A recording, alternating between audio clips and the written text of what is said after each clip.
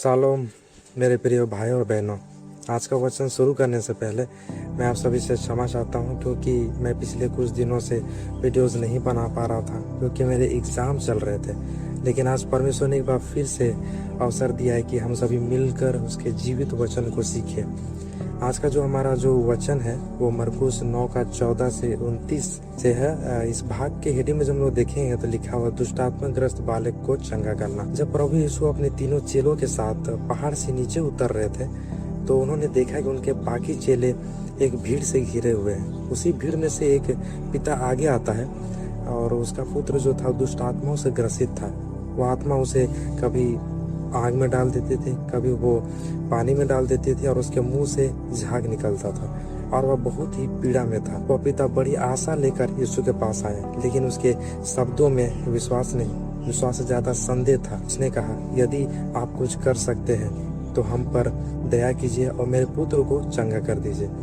लेकिन यीशु ने उत्तर दिया, यदि तू विश्वास कर सके तो विश्वास करने वाले के लिए सब कुछ संभव है। यह सुनकर वह पिता रो पड़ा और बोला, हे प्रभु, मैं विश्वास करता हूँ, मेरे इस अविश्वास का कुछ उपाय कर। यही वो क्षण था जहाँ परमेश्वर ने केवल उस बालक को नहीं बल्कि उसके पिता के हृदय को भी छू लिया। यीशु ने उस गूंगे और बहरी आत्मा को डांटा और दुष्ट आत्मा ने बालक को जोर से मरोड़ा और निकल गई। बालक ऐसा पड़ा रहा जैसे वो मर गया हो, लेकिन भीड़ भी कहने लगी कि वो मर गया है। लेकिन यीशु ने उसका हाथ पकड़कर उसे उठाया और वह पूरी तरह स्वस्थ हो गया। बाद में जब चेले एकांत में यीशु के पास आए तो उन्होंने पूछा, हम उस दुष्ट आत्मा को क्यों नहीं निकाल सके? यीशु ने उत्तर दिया, यह जाति बिना प्रार्थना के नहीं निकलती। इस पूरे घटने में परमेश्वर में दो महान सच्चाई सिखाते हैं, एक विश्वास और प्रार्थना। पहला विश्वास। उस पिता के जीवन में समस्या यह नहीं थी कि उसका पुत्र बीमार था, बल्कि सबसे बड़ी समस्या यह थी कि उसका विश्वास डगमगा रहा था। आज हमारे जीवन में भी ऐसा नहीं होता?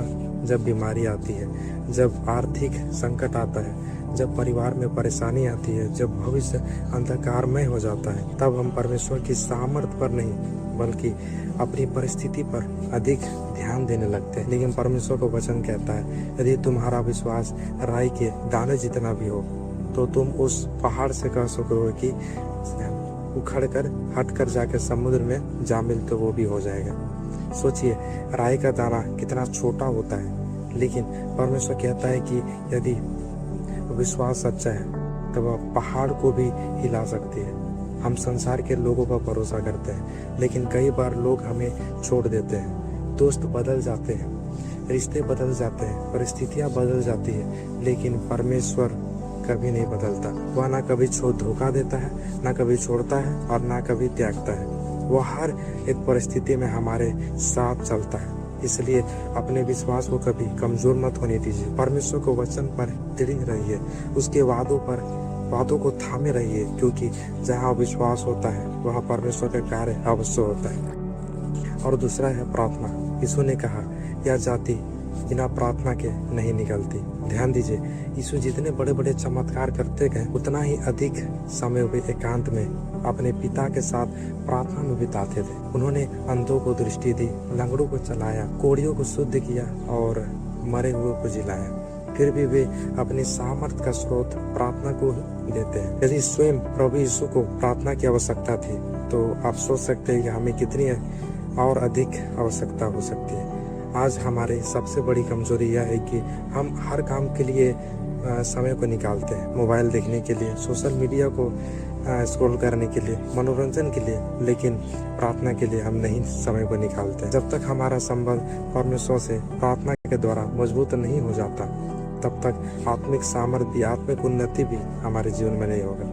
प्रार्थना केवल मांगने का नाम नहीं है। प्रार्थना परमेश्वर के साथ समय बिताना है, उसकी उपस्थिति में बैठना है, उसकी आवाज को सुनना है, अपने जीवन को उसके हाथों में सौंप देना है। और अंतिम में मैं आपसे बोलना चाहता हूँ, आज का ये वचन हम सभी को दो बातों की ओर हमें ले जाता है। पहली, हमारा विश्वास कभी कमजोर नहीं होना चाहिए। दूसरी, हमारे प्रार्थना का जीवन कभी ठंडा नहीं पड़ना चाहिए। यदि विश्वास और प्रार्थना हमारे जीवन में होगा तो कोई भी परिस्थिति इतनी बड़ी नहीं होगी कि परमेश्वर उसे बदल ना सके। इसलिए आज निर्णय लीजिए, मैं परिस्थिति पर नहीं परमेश्वर पर विश्वास रखूंगा। मैं डरूंगा नहीं, विश्वास में चलूँगा। मैं प्रार्थना को अपनी जीवन शैली बनाऊँगा और मुझे पूरा विश्वास है कि जिस परमेश्वर ने उस बालक को छुड़ाया, आज भी वो अद्भुत रीति से अभी भी वो काम कर रहा है और असंभव को भी संभव करता है। परमेश्वर आपको आशीष दे। आमीन।